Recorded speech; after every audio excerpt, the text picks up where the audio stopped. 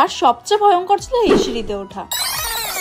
So welcome back to my second mini blog. আর আগের দিন আমি ছিলাম নাথুলা পাসে। আর হ্যাঁ, এই জায়গাটায় কম বেশি সবারই প্রচন্ড পরিমাণে ব্রিথিং প্রবলেম হচ্ছিল, অক্সিজেনের পরিমাণ অনেকটাই কম থাকায়। কজ এইটুকু সিঁড়ি উঠতে প্রায় আমরা 4 বার দাঁড়িয়েছিলাম। প্রথমে তো বুঝতেও পারিনি কষ্টটা কিসের হচ্ছে। দেন ওখানে বাকি লোকজনদের দেখে বুঝলাম এত পরিমাণে ঠান্ডা হওয়ার জন্য নাকি সবারই ব্রিথিং প্রবলেম হচ্ছিল ওই জায়গায়। দেন ওখান থেকে সোজা চলে গেছিলাম বাবা মন্দিরে।